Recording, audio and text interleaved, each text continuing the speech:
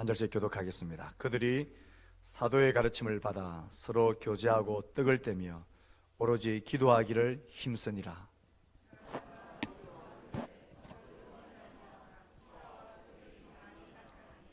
믿는 사람이 다 함께 있어 모든 물건을 서로 통용하고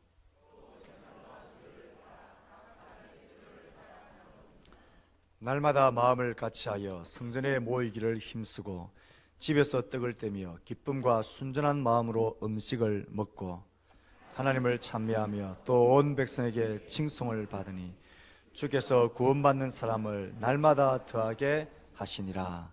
아멘. 어떤 심리학자는 교회를 가리켜서 교회란 마치 오케스트라와 같다라고 설명을 했습니다. 오케스트라, 관악기도 있고 현악기도 있고 타악기도 함께 있습니다. 여러 가지 색깔의 악기들이 여러 가지 색깔의 음악들을 각자의 고유한 소리를 내곤 합니다. 저마다 다 다른 소리를 가지고 있습니다. 그러나 한 가지는 분명해야 합니다. 다 같이 악보에 충실해야 되고 다 같이 지휘자를 보아야 한다는 것, 이것만큼은 분명하고 확실해야 합니다. 혼자 잘 분다고 혼자 잘 켠다고 그 소리를 크게 내다든지 주위의 사람들과 함께 어울리지 않는 소리로 그렇게 튀어나온다든지 그럴 때는 오케스트라의 역할을 제대로 할 수가 없습니다. 하모니를 이루어야 합니다. 교회가 마치 이와 같다라는 것입니다. 교회도 오케스트라 여러 가지 악기가 다른 소리를 내는 고유한 악기가 있는 것처럼 교회에 있는 여러 지체들도 각각 다른 모양, 다른 은사와 다른 사역에 다른 능력들을 가지고 교회에 있습니다. 각각 다른 영역들이 존중하고 귀하고 고유합니다. 그러나 한 가지는 분명해야 합니다. 악보를 할 수 있는 말씀에 집중해야 하고 그 하나님의 말씀을 가지고 교회를 지휘하시는 예수님의 영이신 그가 보내신 성령님에게 집중해야 하는 것만큼은 분명합니다. 이것이 분명해지지 않으면 각자의 소리, 각자의 능력, 각자의 색깔만 두드러진다면 하모니는 다 깨어져 버리고 오케스트라가 연주가 되지 않는 것처럼 교회도 그럴 것입니다. 교회의 지휘자신 성령님께서 교회를 지휘해 나가실 때 그의 악보인 말씀에 집중해야 하고 그의 지휘에 집중해야 합니다. 성령에 집중한다라는 이 표현을 다르게 말한다면 성령에 충만한 교회가 되는 것이다 할 수 있습니다. 성령님이 지휘하시는 교회의 그 모습이 어떠해야 되는지 우리는 지난주에 이어서 오늘도 살피려고 합니다. 저는 지난주에 두 가지의 요소를 말씀드렸습니다. 성령님에게 지휘에 집중하는 교회, 성령이 충만한 교회. 그 교회는 황홀한 경험이나 신비한 체험을 누리기 위해서 그것을 기다리며 앉아있지 않고 그것에 빠져 그것을 즐기고 있지 않았다는 사실에 주목해야 합니다. 그들은 그러지 않았습니다. 그들은 가장 먼저 성령의 지휘에 맞추어서 성령에 충만하여서 그들은 사도들의 가르치는 하나님의 말씀에 하나님의 큰일 행하심에 예수 그리스도의 가르침을 배우는 일에 그들은 누구보다도 열심을 내었고 집중하였고 최선을 다해서 말씀을 가르쳤고 말씀을 배우는 교회였습니다. 성령님은 말씀의 금을 들고 삶을 변화시키고 사회를 변화시키고 역사를 변화시키고 하나님의 나라의 일을 이루어 가시는 분이십니다. 말씀을 제껴놓고 말씀을 읽고 묵상하고 배우는 일에 듣는 일에 관심을 가지지 않은 채 성령 충만함, 성령의 충만함을 말하는 것은 어느 도단입니다. 성령님이 지휘하시는 성도 공동체는 하나님의 말씀을 가르치고 배우고 읽고 묵상하고 듣는 일에 최선을 다하는 공동체입니다. 또 하나의 모습은 무엇이었습니까? 저는 그 모습을 표현하면서 교부 그리스도의 묘사를 소개했습니다. 아무도 비난하지 않았고 아무도 시샘하지 않았으며 아무도 인색하게 굴지 않았다. 거기에는 교만도 치욕도 없었다. 가난한 사람은 부끄러움을 몰랐으며 부자들은 거만함을 몰랐다. 여운이 참 많이 남는 글귀입니다. 가난한 사람은 부끄러움을 몰랐다. 부끄러워할 필요가 없었습니다. 부자들은 거만함을 몰랐습니다. 내가 내어주니, 나의 것을 팔아서 나누니, 내가 너희를 도와주니, 내가 나의 것을 내어 교회를 세우니, 이런 거만함이 그 자리엔 없었습니다. 각자의 소유를 팔아 필요에 따라 나누어 주었습니다. 누구도 자기의 것을 자기 것이라 말하지 않는 그 아름다운 친밀한 교제, 사랑의 사귐이 성령의 지휘하심을 따르는 성령 충만한 교회의 모습이었습니다. 또 다른 성령 충만한 교회의 모습은 무엇이라 기록되어 있습니까? 그들이 사도들의 가르침을 받아 서로 교제하고 떡을 떼며 오로지 기도하기를 힘쓰니라.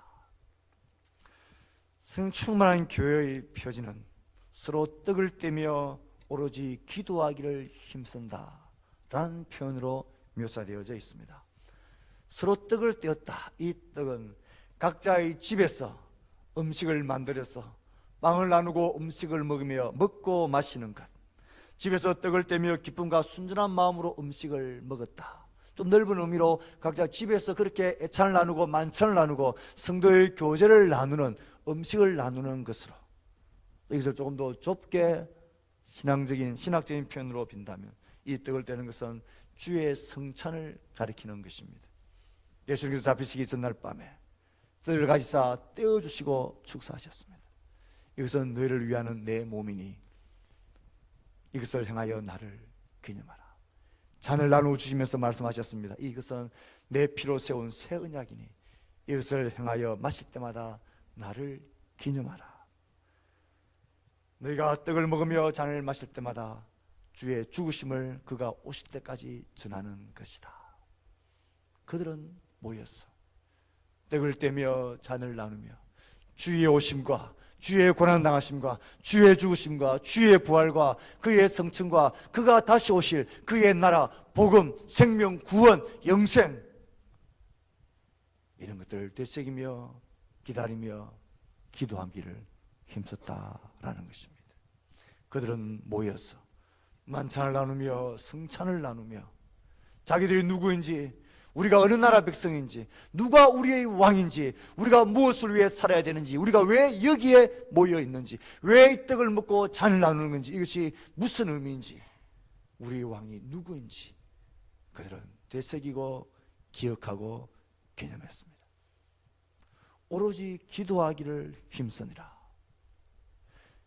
초대교회 예루살렘 교회, 성령이 지휘하는 교회는 기도하는 교회였습니다. 그들은 120명의 사도들과 제자들이 모여서 주님이 약속하신 것을 기다리며 오로지 기도하기를 힘썼습니다. 마음을 같이하여 오로지 기도에 힘쓰니라. 그들은 기도에 힘쓰면서 약속하신 성령님 그것을 기다렸습니다. 기도 중에 그들은 성령 하나님의 임재하심을 경험하게 되어집니다. 하나님이 약속하신 것을 기도하며 기다리는 그들에게 임하게 하셨습니다. 120명일 때도 그들은 마음을 모아 기도하기에 힘썼고 3,000이나 더해지는 숫자가 늘어났지만 기도의 열기는 조금도 줄어들지 않았습니다. 숫자의 늘어남과 기도의 뜨거움은 정비례하면서 같이 있었습니다. 이런 기도가 그 초대교회, 성령님이 지휘하는 교회, 성령이 충만한 교회의 본질이기 때문에 그렇습니다. 기도는 성장의 수단이 아니라 교회의 본질이고 성도된, 교회된 우리들의 시작이자 능력이고 우리의 삶입니다. 교회는 기도로 시작되었었고 기도 가운데 능력을 받았고 기도 가운데 하나님께서 행하시는 일들이 이루어져가는 것, 그 수단과 도구가 되는 것이 교회였습니다. 교회는 한 마음으로 기도에 힘쓸 때에 성령이 임하였습니다. 숫자가 아무리 늘어나도 그들은 동일한 일심을 가지고 기도하는 일, 박해와 고난 속에서도 담대하게 이 사명을 감당할 수 있게 해달라고 그들은 기도했습니다. 성령은 그 기도하는 자들을 충만케 하셨고 능력 있게 하셨고 표적과 이적을 나타내게 하셨고 하나님 말씀이 증거되어지게 하셨습니다. 그들은 기도하기를 힘쓰는 공동체 성도였습니다. 또 한 가지 본문의 말씀을 보다 보면 그들이 하나님을 찬미하며 온 백성에게 칭송을 받았다라고 표현되어져 있습니다. 그들의 모임 가운데는 찬양이 있었다라는 것입니다. 그들의 모임 가운데는 지난주에 살폈다시피 하나님의 말씀을 배우고 듣는 말씀이 있었고요, 성도의 친밀한 교제가 있었고요, 그들 모임 가운데는 간절한 기도가 있었고 성찬과 만찬이 있었고 그들의 모임 가운데는 찬양이 있었습니다. 어떤 종류의 찬양을 했을까요? 성경은 그것은 자세히 기록하지는 않습니다. 그러나 이 초대교회, 이 복음이 예루살렘에서 에베소로 골로새로 하나님의 교회들이 세워질 때에 그들의 찬양했던 모습을 이렇게 기록하고 있습니다. 시와 찬송과 신령한 노래들로 서로 화답하며 너희의 마음으로 주께 노래하며 찬송하며. 시와 찬송과 신령한 노래를 부르며 감사하는 마음으로 하나님을 찬양하고, 찬양에 대한 다양한 표현들이 등장하고 있는 것 보면 다양한 찬양이 그 가운데 풍성이 많았다라는 것입니다. 시와 찬송과 신령한 노래, 마음으로 하나님을 찬양하고 주께 노래하고. 성령님이 지휘하는 교회, 그 교회는 찬양이 있는 교회입니다. 성령님이 충만한 교회, 그곳엔 찬양이 있습니다. 이렇게 따지고 보면 성령님이 지휘하는 교회, 성령님에게 집중하는 교회, 성령이 충만한 교회, 말씀과 성도의 친밀한 교제와 성찬과 가르침과 배움과 간절한 기도와 찬양과 이 모든 요소들을 우리는 하나로 묶으면 그 공동체는 예배하는 공동체였다라는 사실을 쉽게 알 수 있습니다. 성령님이 지휘하는 교회의 특징은 그 공동체가 예배하는 공동체가 된다는 것입니다. 성령님의 충만한 성도의 삶의 모습 가운데 두드러진 특징 하나는 예배를 하는 성도가 된다라는 것입니다. 그런데 이들의 예배의 모습엔 놀라운 조화로움과 균형이 있었다는 것을 성경에서 볼 수가 있습니다. 성경은 계속해서 그들의 모습을 이렇게 설명합니다. 날마다 마음을 같이하여 성전에서 모이기를 힘쓰고 집에서 떡을 떼며 기쁨과 순전한 마음으로 음식을 먹었다. 그들의 모임 장소 형태를 보면 그들은 성전에서도 모였고 집에서도 모였다. 성전의 모임과 집에서의 모임이 둘 다 있었습니다. 그들이 성전에 모여서 이전처럼 짐승과 제물로 가지고 희생 제사를 드렸다기보다는 그들은 성전 기도의 시간에 올라가서 여전히 함께 모여서 기도하며 성전에 모이기를 힘썼습니다.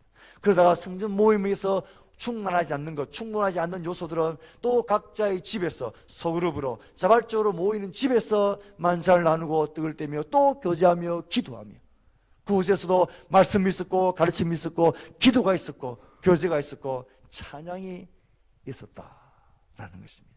그들의 예배는 성전에서의 예배와 성전에서의 모임과 가정에서의 소그룹의 모임들이 같이 있습니다. 조직적인 모임에서 비조직적인 모임으로, 그리고 기도회라는 의무적으로 정해진 시스템적인 모임에서 또 자발적으로 그렇게 참여하는 모임들, 큰 모임도 작은 모임도 동시에 있었습니다. 그들은 함께 모여서 기도했고 함께 모여서 찬양했고, 그들은 또 소그룹으로 모여서 기도하고 찬양하고 말씀을 나누고 배우고 함께 하나님 앞에 간절히 나아갔던 것입니다. 이 둘은 같이 있어야 합니다. 오늘 성령의 충만한 교회를 기대하고 꿈꾸는, 성령의 지휘하심 앞에 주목하는 우리의 공동체도 이러해야 합니다. 우리가 주일 예배를 신경 쓰고 중히 여기고 소중히 참여하는 것처럼, 준비하는 것처럼 똑같은 그와 같은 무게로 집에서의 모임, 우리의 소그룹의 모임이 됐어도 소중히 여겨야 합니다. 그게 성령이 충만한 교회의 모습이고 그게 성령의 지휘하심 앞에 주목하는 모습입니다. 나는 주일 예배는 소중히 여기고 귀히 여기지만 집에서의 이런 모임에 관해서는 그것 신경 쓰지 않으면 그건 성령의 충만함을 바라는 마음과 반대되는 것입니다. 하나님의 말씀 우리에게 그것을 소중히 가르칩니다. 함께 간절히 기도하는 모임이 있어야 합니다. 반면에 또 개인적으로 가슴을 치며 하나님 앞에 기도하는 기도의 시간이 있어야 합니다. 함께 모여서 찬양하는 시간이 있어야 되고 소그룹을 모여서 또 개인으로 하나님 앞에 찬양하는 찬양이 있어야 합니다. 이 두 가지의 균형이 함께 있어야 합니다. 이게 성령이 충만한 교회 성도의 모습입니다. 또 하나의 균형이 이들의 예배의 모습 속엔 있었는데요.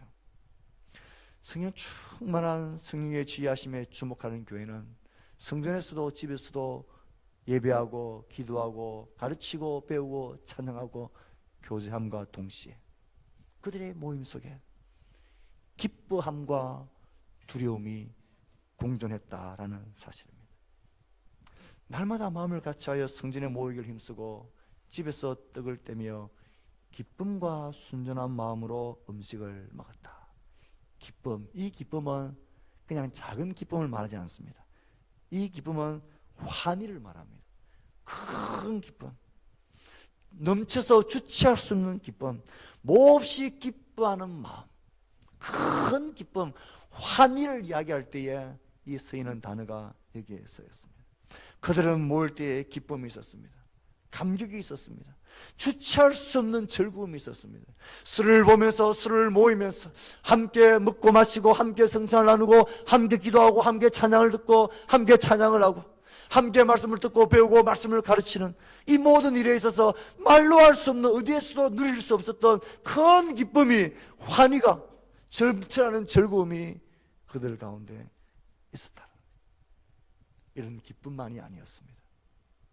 그들의 가운데는 경건함과 경외감, 두려움이 동시에 있었습니다.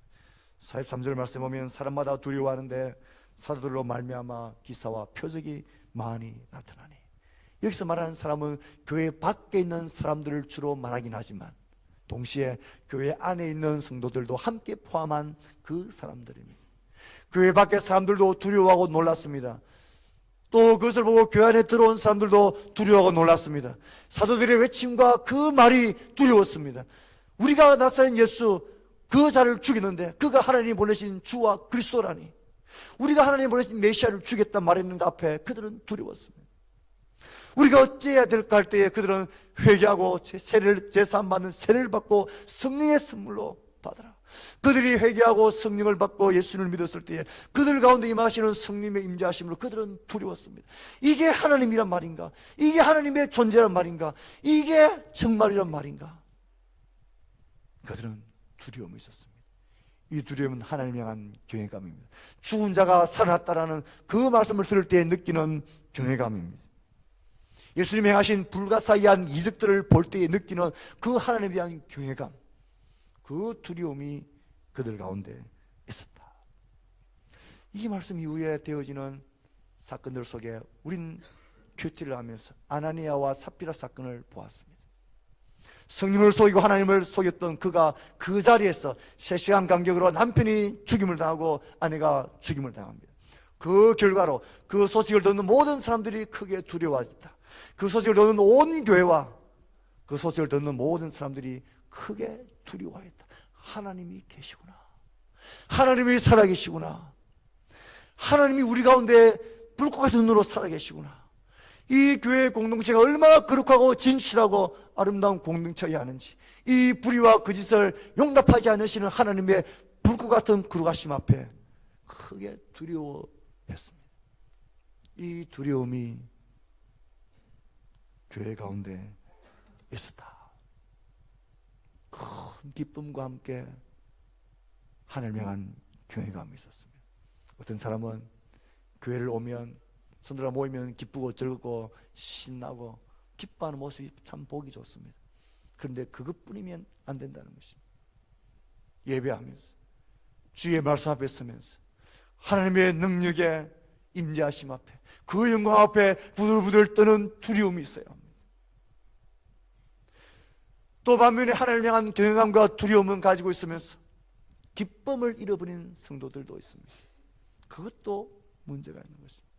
내가 하나님의 백성이 되어졌고 내가 죄 사함 받았고 구원받은 하나님의 자녀가 되어졌다, 이 사실이 찬양할 때의 기쁨이 되고 감격이 되어야 하고, 흘러넘쳐나는 주체할 수 없는 즐거움과 환희가 우리 가운데 있어야 합니다.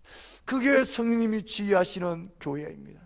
성령님이 우리를 지휘하실 때 때로는 두려움과 경외감으로 우리의 마음을 조아리고 하나님의 그 영광스러움과 교회의 존귀함과 성령님의 역사하심 앞에 경외감을 가지게 만드는 반면에 우리가 하나님의 사랑받는 자녀가 되고 구원받는 백성이 되고 그 성령님이 내 안에 계신다는 것, 우리가 하나님의 공동체가 되어졌다는 이것이 너무나 감격스럽고 기쁘고 즐거워요. 그들의 예배엔 성전과 집에서의 동일한 열심, 그리고 기쁨과 즐거움과 함께 경외감과 존경감, 두려움에 대한 경건함이 공존했습니다. 바라기는 올 한해 우리 교회가 이런 성령이 지휘하는 교회가 되었으면 좋겠습니다. 우리가 모여서 기뻐하며 찬양하고 때로는 가슴을 치며 통곡하며 회개하고 하나님 앞에 부들부들 떨기도 하고, 우리가 함께 모여서 드리는 주일 예배를 더 귀히 여기고 소중히 여기는과 함께 우리의 집에서의 사랑방 모임들을 소중히 여기고 귀히 여기고 그곳에서도 말씀과 기도와 찬양과 간절함이 있는 이 아름다운 공존이 우리 가운데 있게 되기를 바랍니다. 그래야 성령 충만한 교회, 성령님의 지하심을 따르는 그런 교회의 모습으로 우리가 나아갈 수가 있는 것입니다. 마지막 한 가지, 성령님이 지휘하시는 교회의 모습은 어떤 모습이었습니까? 앞선 성령 충만한 교회의 특징들의 결과로 주어지는 것인 동시에 또 성령 충만한 교회가 앞으로 계속 힘써야 될 모습이기도 한 것입니다. 한 가지는 교회 밖 사람들과의 관계 속에서 얻는 열매이고, 한 가지는 하나님과 관계되어진 결과이기도 합니다. 이 두 가지의 결과는 모두는 성령 충만한 교회가 결국은 전도하고 복음을 전하고 생명을 살려서 구원받게 하는 교회가 된다는 결론으로 나아갑니다. 그들의 모습이 어떠했습니까? 성령 충만했던 그들의 모습이 어떤 결과로 드러났습니까? 온 백성에게 칭송을 받으니 주께서 구원받는 사람을 날마다 더하게 하시니라. 그들의 세상과의 관계 속에서의 얻는 결과는 온 백성에게 칭송을 받는 교회였다. 왜 온 백성들이 이 새로운 공동체를 보면서 칭송을 했을까요? 칭송을 했다는 말은 칭찬이라기보다는 카리스, 은혜라는 단어를 썼습니다. 교회를 보면서 은혜롭게 대한다는 거예요. 교회를 보면서 호의를 가지고 친절과, 교회를 보면서 그들이 기뻐한다는 거예요. 교회의 어떤 모습이 그들의 이런 기쁨과 칭송의 대상이 되고 이유가 되었을까요? 한 번도 보지 못했던 새로운 공동체였거든요. 모두가 자기의 것을 더 가지고 더 누리기 위해서 싸우는 그런 교회인데, 이 공동체는 그런 교회가 아닌 거예요. 자기의 것을 내어놓고 필요에 따라 가난한 자들이 다 나누어주고, 가난한 자들은 전혀 부끄러워할 필요가 없는, 부자들은 자기의 것을 내어놓았다라는 그만함이 없는, 인색함도 시샘도 없는 천국의 공동체의 모습을 그들이 보았거든요. 이야, 너희들의 공동체가 정말 대단하다. 뭔가가 너희들에게는 있다. 너희들에게 하나님이 계신 것이 분명하다. 너희들이 그렇지 않고 이렇게 사랑하며 이렇게 가족으로 이렇게 살 수 없다. 호의를 가졌습니다. 할 수만 있으면 나도 그곳에 속하고 싶다라 매력적인 공동체가 되었다라는 겁니다. 성령이 지휘하는 교회가 되어지면, 성령의 충만한 성도가 되어지면 이런 칭송을 받는 매력적인 성도 공동체가 될 수 있습니다. 지금 현실이 어떻습니까? 교회를 향하여, 기독교를 향하여 개독교라고 이야기를 합니다. 목사를 향하여서는 먹사라고 이야기를 합니다. 교회를 향하여서 비난과 적대감이 너무나 높아졌고 세졌습니다. 그들의 오해고 그들의 의도적인 고의적인 그런 공격일 수 있습니다. 하지만 동시에 우리는 우리 자신을 돌아보면서 우리가 세상에서 칭송받는 정말 성령이 지휘하는 이런 모습의 그 열매들을 우리가 다 잃어버렸기 때문은 아닌가 돌아봐요. 나 한 사람은 나의 오이코스들에게 매력적인 사람으로 서 있습니까? 너를 보면 뭔가 좀 다른 것 같아. 너를 보면 사람들은 다 우는데 너는 웃고 있고, 절망하며 좌절하며 자신 신세를 한탄하며 살아야 되는데 너는 그렇지 않고 하늘의 이상한 기쁨과 비밀을 가진 자인 것 같아. 도대체 너 속에 있는 게 뭐냐? 이런 호의와 매력과 이런 신들을 가질 수 있는 그런 자입니까? 교회가 성령이 지휘하는 교회가 되어졌을 때 우리가 그 지혜에 집중하고 따르면 칭송받는 교회, 매력적인 공동체가 된다는 것입니다. 그렇게 되어질 때에 하나님께서는 그 교회 위에 구원받는 사람을 날마다 계속해서 한 번으로 끝나는 것이 아니라 계속해서 그런 구원의 역사들, 전도의 역사들이 그 공동체를 통하여서, 그 지체를 통하여서 하나님께서 행하신다는 것입니다. 주께서 구원받는 사람을 날마다 더하십니다. 어디에 더하실까요? 그 구원받는 새로운 생명을 하나님은 어디에 더하실까요? 이미 구원받아서 하나님의 백성의 삶을 살아가고 있는 그 공동체에 더하시죠. 그래야 그 구원받은 백성이 더해져도 그 공동체의 본질과 그 공동체의 아름다움을, 하나님의 의도하심을 잃어버리지 않고 계속 나아갈 수 있는 거죠. 그러므로 우리에게 주는 이 도전은 너무나 절실합니다. 우리가 어떤 놀라운 효과적인 전도지를 만들고 전도 방법을 개발해내는 것, 그것 이상으로 가장 효과적인 전도지, 가장 효과적인 전도의 방법은 바로 우리 자신입니다. 우리 자신이야말로 최고의 전도지고 최고의 전도의 방법입니다. 내가 그 사람들에게 매력적인 사람이다, 뭔가 다른 사람, 뭔가 소망이 있고 기쁨과 경감을 가진 사람, 뜨거운 열정과 함께 부드럽고 온유한 심령을 가진 사람, 하나님께 간절히 기도할 줄 알면서 성도들의 필요를, 지체들의 필요를 가슴 아파하며 울 줄 아는 사람, 그런 칭송받는 교회가 되고 그런 칭송받는 하나님의 사람이 될 때 하나님은 그 사람, 그 공동체를 통하여서 주께서 구원받는 사람을 날마다 더하시는 결과를 하나님께서 행하십니다. 사랑하는 성도 여러분, 우리는 우리의 일을 하면 됩니다. 그러면 하나님은 하나님의 일을 하십니다. 우리의 일은 칭송받는 교회가 되는 것입니다. 그리고 성령 충만한 성령의 지휘하심 앞에 우리의 선입견과 우리의 생각들을, 나의 판단들을 내려놓고 하나님의 말씀이 우리에게 보여주시는 그 지침과 원리를 쫓아서 그렇게 애를 쓰는 것입니다. 하나님의 말씀을 배우고 가르치는 일에, 그 말씀 읽고 묵상하는 일에, 그 말씀을 듣는 일에 온 마음을 다하여 심리를 기울여야 합니다. 그리고 우리가 정말 사랑해야 합니다. 새로운 공동체가 되어야 합니다. 우리가 서로 사랑하고 하나 되어질 때에 우리 속에 쌓여있는 보이는 보이지 않는 모든 벽들이 무너질 때에 우리의 모임 가운데 정말 하나님이 계신다는 것을 그들이 볼 때에 요즘 하나님이 여기 가운데 계시구나, 정말 계시구나.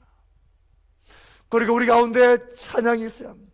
기쁨의 찬양, 환희의 찬양, 하나님을 향한 뜨거운 눈물과 간절한 기도의 일심들이, 이런 하나하나 요소가 우리 가운데 최선을 다해 행해질 때에 비로소 우리는 성령의 충만한 게, 성령께서 지혜하시는 그런 교회의 모습으로, 칭송받는 모습으로 변화되질 것입니다. 이건 우리가 할 일입니다. 이 일은 남이 해줄 수도 없고 누구의 도움을 받을 수 없습니다. 나 자신부터 시작하는 것입니다. 우리 공동체부터 시작하는 것입니다. 나의 작은 결단과 헌신을 통하여서 이 일에 힘쓰는 것입니다. 그러면 하나님께서는 자신의 일을 하십니다. 그러면 하나님께서는 이런 공동체를 통하여서, 이런 날을 통하여서 구원받는 사람을 그 교회에 하나님은 더하십니다. 하나님은 사람을 구원하지 않은 채 교회에 더하시지 않으시고, 하나님은 구원받은 사람을 그냥 교회에 더하시지 않은 채 버려두시는 분도 아닙니다. 그러므로 가장 중요한 것은 우리가 구원받는 공동체가 되어서 칭송받는 하나님의 사람으로, 성령의 사람으로 우리 삶이 변화되어지고 누리고 있어야 된다는 것입니다. 그리 하나님은 우리를 통하여 또 다른 구원받는 사람을 더하십니다. 우리에게 더하십니다. 하나님이 어느 공동체에 구원받는 사람을 더해 주시겠습니까? 곳에 보내고 더해 놓았는데 튕겨나가고, 이런저런 인간적인 냄새와 인간적인 생각들 때문에 그들이 오히려 시험당하고 튕겨나가는 그 공동체, 하나님의 사람을 더하실 리가 없습니다. 그래서 두려운 것입니다. 그래서 조심스러운 것입니다. 그래서 우리 더욱더 말씀에 머물러야 하고, 더욱더 우리 자신을 돌아봐야 하고, 더욱더 기도해야 되고, 더욱더 경외감으로 주 앞에 서야 하는 것입니다. 사랑하십니다. 우린 지난 2주간 이 한 해가 성령이 충만한 교회가 되기를 다짐하는 마음으로, 그런 갈망으로 익숙한 말씀을 2주간 선포하고 나누었습니다. 저는 우리 교회가 올 한 해 성령 충만한 교회가 되었으면 간절히 바랍니다. 그리고 이를 위해서 기도합니다. 사랑하는 성도 여러분, 우리가 함께 2018 이 한 해를 성령이 지휘하는 교회로 만들어 갑시다. 하나님의 말씀이 가르쳐지고 그 말씀을 배우고 그 말씀을 읽고 묵상하고 듣는 일에, 알아가는 일에 열심을 내십시오. 그리고 서로를 향하여서는 친밀한 교제의 삶을 사십시오. 하나님의 도움을 구하십시오. 하나님, 우리 가운데 있는 모든 것들이 다 소통되어질 수 있도록, 그래서 우리가 진정한 진짜 공동체, 진짜 가족이 될 수 있도록 하나님 역사해달라고, 내가 먼저 하나님 그 일에 나서겠다고 하나님께 도움을 구하십시오. 그리고 우리가 예배하는 일에 힘을 씁시다. 모여서 성찬을 나누고 주의 말씀을 듣고, 모여서 기도하고, 흩어져서 기도하고, 찬양 가운데 기쁨이 있고 때로는 감격이 있고 경건한 하나님 임재하심에 대한 두려움이 있는, 그래서 우리의 주일 예배에 신경 쓰는 것만큼 우리의 소그룹에도 신경을 쓰고 수행이고 기억이고 소속되어져서 함께 열심히 모입시다. 그리고 모여서 함께 찬송하고 함께 기도하고 함께 기뻐하고 함께 두려워하며 그렇게 공동체를 갖고 갑시다. 그럴 때 세상을 향하여 우리는 칭송받는 교회가 될 것입니다. 하나님은 그런 공동체 위에 믿는 사람을 더하실 것입니다. 이 한 해 이 일을 위해 우리가 힘쓰는 공동체가 되도록 합시다. 우리는 또다시 저 마가요한의 다락방에서 120명의 제자들처럼 성령님이 우리 가운데 임하시기를 간구할 필요가 없습니다. 그때 임하시던 성령님께서는 모든 만민에게, 예수를 주라고 부르는 모든 자들에게 그분은 임하셨어. 한 번도 떠나지 않으시고 우리 가운데 거하십니다. 우리가 안에 거하시는 성령님, 우리가 철저하게 무시해서 그렇습니다. 철저하게 성령님의 뜻에 귀를 기울이지 않아서 그렇습니다. 성령님은 이렇게 하라고 지휘하고 말씀의 앞으로 우리를 이끌어 가시는데, 우리는 거기에 눈을 가지 않고 우리의 관심을 두지 않고 우리는 살아왔던 그대로 계속 살아가기 때문에 우리 가운데 하나님 일하심이 보이지 않는 것입니다. 사랑하는 성도 여러분, 우리에게 주어진 삶의 자리에서 성령께서 우리 가운데 우리를 지휘해 가실 수 있도록 성령님의 지휘하심 앞에 반응하고 그 성령님의 인도하심 앞에 순종하는 삶을 삽시다. 그래서 우리 자신이 성령 충만한 사람 되어질 때에, 그럼 우리 공동체가 성령이 충만한 매력적인 공동체가 될 것이고, 누가 오더라도 우리 가운데 그 성령 충만하심 앞에 더해갈 수 있는 그런 교회가 되도록 우리의 선자리에서 최선을 다하여 성령의 지휘하심 앞에 순종하고 집중하는 우리 모두가 될 수 있기를 주의 말씀으로 축복합니다. 아멘.